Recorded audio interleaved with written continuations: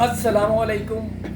آپ ملاحظہ فرما رہے ہیں وائس آف رائٹ سیکرز اور میں ہوں آپ کا ہوسٹ طالب نقوی ایڈوکیٹ. ناظرین، ہم بات کرتے ہیں اپنے رائٹس کے لیے لڑنے والوں کی،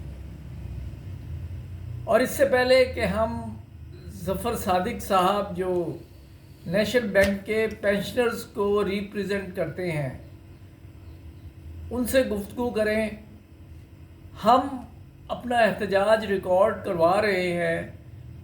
معمولی 10,000 کی پینشن لینے والے افراد کبھی یہ سوچتے ہیں کہ شاید ہماری پینشن 15,000 ہو جائے گی، شاید 20,000 ہو جائے گی، اور شاید حکومتی ایوانوں کو رحم آ جائے اور منیمم ویج یعنی 30,000 سے تجاوز کر دے. لیکن حکمرانوں کے کان پہ جوں نہیں رہی پڑی.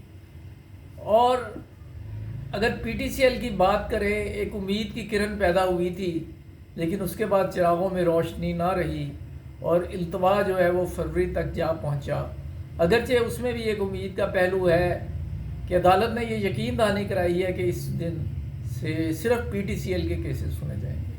بہرحال اب ہم بات کر لیتے ہیں. نیشنل بینک آف پاکستان کے لوگ ہمیں رابطہ کرتے ہیں. بظاہر تو یہ نظر آتا ہے کہ ان کے سارے مسائل حل ہو گئے ہیں، لیکن یہ حقیقت نہیں ہے. کیا کیا مسائل ابھی باقی ہیں؟ اس کے لیے آج ہم نے زحمت دی ہے جناب ظفر صادق صاحب کو. پینشنرز ایکشن کمیٹی کے سیکرٹری ہیں اور بہت باخبر ہے آبویسلی. تو ان سے ہم بات کرتے ہیں. السلام علیکم. وعلیکم السلام. کیا حال ہے جی ظفر صاحب؟ خیریت سے ہیں؟ آپ کا شکریہ کہ آپ تشریف لائے. ارے بھائی، آپ کا شکریہ کہ آپ ہمیں موقع دیتے ہیں کہ ہم اپنی آواز آپ کے ذریعے جو ہے نا ایک اپنے پینشن ساتھیوں تک پہنچا سکیں. پھر جہاں سے ہمارے مسئلہ سلسلہ صحیح ہونا ہے وہاں تک ہماری آواز پہنچ سکے. یہ آپ کا بہت شکریہ. اچھا، بات یہ ہمیں یہ کرنی تھی کہ 2 بڑے مسائل تو آپ کے حل ہو گئے، لیکن کنیکٹیو مسائل بھی ہیں اس سے وابستہ. اور کیا یہ اینول انکریمنٹ کے حوالے سے تمام شکایات آپ کی دور ہو گئی ہیں؟ اور میڈیکل کے حوالے سے بھی لوگ رابطہ کرتے ہیں کہ اور یہ امپلائی سن کوٹا. آج آپ زیادہ باخبر ہیں، مختصراً ہمیں یہ بتائیے کہ آپ کے کون کون سے مسائل جو پینشنرز کے ہونا باقی ہیں، اور اگر امپلائیز کی بھی کوئی شکایت ہے تو وہ بھی آپ، چونکہ اکثر آپ امپلائیز کے لیے بھی آواز اٹھاتے ہیں، وہ بھی ہمیں ہمارے ساتھ شیئر کریں پلیز. جی بہت شکریہ. طالب بھائی، بات یہ ہے کہ مسائل تو جب تک انسان زندہ ہے مسائل تو رہتے ہی ہیں.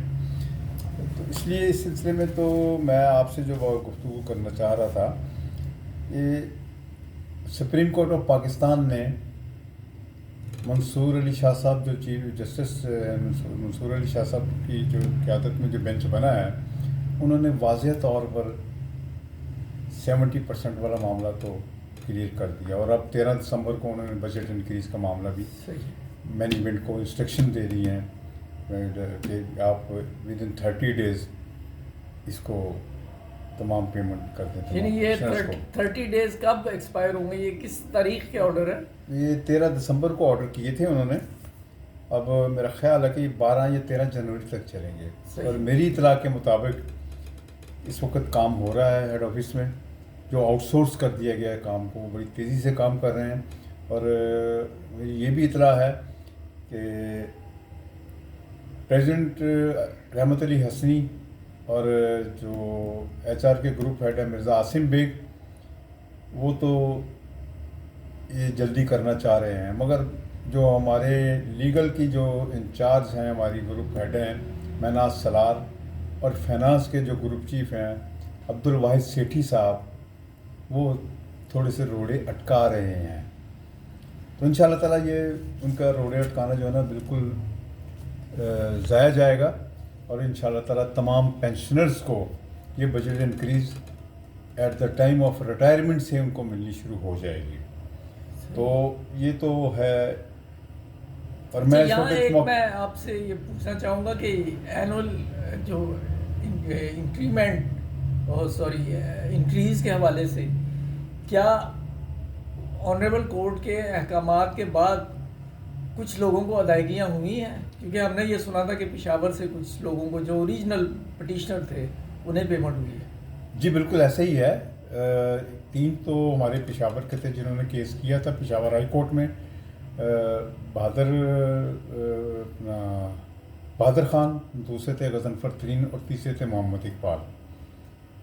کیس جب سپریم کورٹ میں آ گیا تھا تو یہ کیس کلب ہو گیا تھا 70% کے ساتھ ہی. فیصلہ بہرحال ہو چکا ہے. انشاءاللہ تعالیٰ اس کے پیمنٹ، اس کے ثمرات جو ہے نا ضرور تمام پینشنر کو ضرور ملیں گے. اور دوسری بات جو ہے نا وہ یہ ہے کہ سب سے اہم بات جو میں کرنا چاہ رہا تھا اس سلسلے میں، 6 سال 8 سال 10 سال 12 سال اس بینک میں عارضی نوکری کرنے والے جو 2003 میں ریگولرائز ہوئے تھے بینک میں، وہ ریٹائر ہو چکے ہیں، مگر ان کو پینشن بینیفٹ جو 70% والا وہ ادا نہیں کیا گیا. کیوں نہیں ادا کیا گیا؟ کہ ان کی بیک سروس جو تھی نا 6 سال 8 سال 12 سال ہی بندن، اس کو شامل نہیں کیا گیا. کچھ دوست اس میں سے کورٹ میں گئے تھے، کورٹس نے فیصلے بھی کر دیے ہیں، مگر مینجمنٹ ان پر عمل درآمد نہیں کر رہی. تو یہاں پر سب سے اہم بات یہی میں کرنا چاہ رہا تھا کہ ان کے لیے ضروری ہے کہ مینجمنٹ ہوش کے ناخن لے، اور مینجمنٹ اس سے بجائے لٹیگیشن میں اور پیسہ بینک کا ضائع کرنے کے، جو فیصلے آ چکے ہیں ان کے بارے میں، ان کے فیصلے پر عمل درآمد کرے، ان کی سروس کاؤنٹ کرے. اور واقعی نو ڈاؤٹ کہ 30 سال اور اس سے زیادہ سروس کرنے والوں کو 70% کے حساب سے پینشن بینیفٹ دینے ہیں. اگر ان کی بیک سروس کاؤنٹ کر لیتے ہیں تو وہ بھی اس میں شامل ہو جائیں گے، ان کو بھی بینیفٹ مل جائیں گے. دوسری اہم بات جو تھی میرے نزدیک وہ یہ تھی کہ اس سال ریٹائر ہونے والے اور اس سال ریٹائر افراد جو فوت ہو چکے ہیں ان کی فیملی پینشن کے یہ تمام تر کیس اس وقت ہیڈ آفس میں پینڈنگ ہیں. طالب بھائی میں آپ کو ایک بات بتا دوں کہ 6-7 مہینے سے ان لوگوں کو جو ریٹائر ہوئے ہیں اس سال اور جن کی فیملی پینشن کے کیسز ہیڈ آفس گئے ہوئے ہیں ان کو ایک پیسہ ابھی تک نہیں ملا. ہمیں نہیں معلوم کہ وہ کیا کرنا چاہ رہی ہے، ہیڈ آفس کی مینجمنٹ کیوں نہیں ان کو پیمنٹ کر رہی، کیوں نہیں ان کے پینشن سینکشن کر رہی، کیوں نہیں فیملی پینشن کی ٹرانسفر کر رہی. یہ بھی ہم یہ چاہتے ہیں. ایسا پہلی بار ہوا ہے؟ روٹین میں کتنے عرصے میں یہ پینشن کیسز جو ہیں یہ سیٹل ہو جاتے ہیں؟ ماضی کی میں اگر بات ہم کریں، یہ ماضی کی بات تو یہ کریں گے تو پھر اگر میں 2015 میں ریٹائر ہوا تو میرا تو 1 مہینے میں بینیفٹ آ گئے تھے. اسی طرح سب کے آ جاتے تھے بینیفٹ، 1 مہینہ میکسیمم، 1 مہینہ 1.5 مہینہ 2 مہینہ بس. مگر یہ جب سے کیس کے فیصلے ہوئے ہیں پینشن کے کورٹوں سے، سپریم کورٹ سے، دوسرے کورٹ سے فیصلے جو ہوئے ہیں، اس کے بعد مینجمنٹ نے ایک طریقہ کار اپنا لیا ہے جو پریشان کرنے والا پینشنرز کو. ایک تو میں نے یہ بھی بتایا 2003 کو جو ریگولرائز ہوئے ہیں اس بینک میں ان کو پریشان کیا جا رہا ہے. پھر یہ جو میں نے پینشن ٹرانسفر کے کیسز ہیں، جو ریٹائرڈ ہوئے ہیں ان کی پینشن بینیفٹ کے کیسز ہیں، ان کو یہ 6-7 مہینے سے وہ ہے. پھر اس سے آگے اگر تھوڑا سا اور آگے چلے تو یہ اگست 2024 سے پہلے پینشن جو تھی نا تمام پینشنرز کو ریگولر سٹاف کی سیلری کے کریڈٹ ہونے کے نیکسٹ ڈے پینشن کریڈٹ ہو جاتی تھی. اگست 2024 کے بعد سے لے کر اب تک مینجمنٹ نے از خود ہی، ہماری مینجمنٹ جو ہے نا از خود فیصلے بڑے کرتی ہے، اپنی من مرضی کے فیصلے لوگوں کو پریشان کرنے کے، ریگولر سٹاف کو پریشان کرنے کے بہت کرتی ہے، بڑی جلدی کرتے ہیں، اس پر بڑی جلدی عمل درآمد بھی کر لیتے ہیں.